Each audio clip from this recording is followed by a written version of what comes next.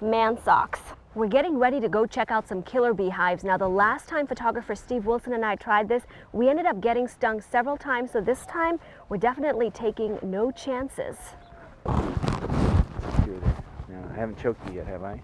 I felt like an astronaut ready to land on the moon, a heavy bee suit in 100-degree weather. Instead, we were getting ready to tackle a killer beehive on a man's front porch. The first thought was the kids. You know, they run out here all the time. As soon as the killer bee guy, Greg Denker, started shaking the roof rafter,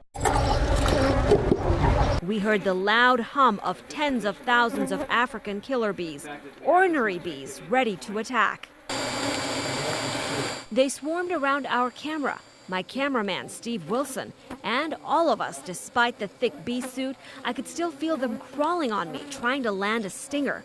But we were well protected and we weren't afraid to get close.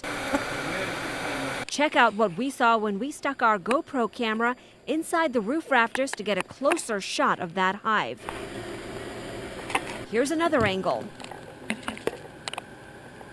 Took a few hours, the hive was destroyed, cut up into chunks of honeycomb, some given to the homeowner to enjoy. Denker sucked most of the bees up into his green bee machine, their new temporary home. We don't use poisons.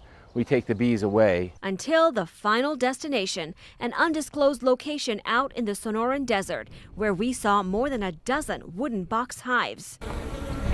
Home to 1 million bees. This is one of several sites that we have where we bring the bees from the Tucson and southern Arizona area to live in comfort out here. They use smoke to calm those bees, so we could take a look inside. Now, I'm told these bees came from underneath a shed near Tucson Boulevard and Prince Road. You can just hear that loud hum from this hive. So why all this effort? The bees are dying off all over the country.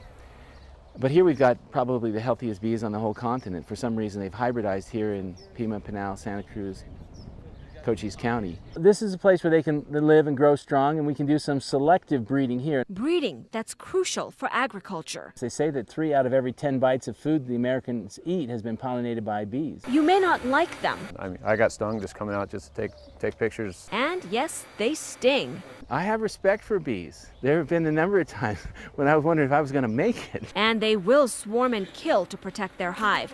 But the real death here would be the loss of your favorite fruits and vegetables. According to the U.S. Department of Agriculture, bees help pollinate more than 100 crops.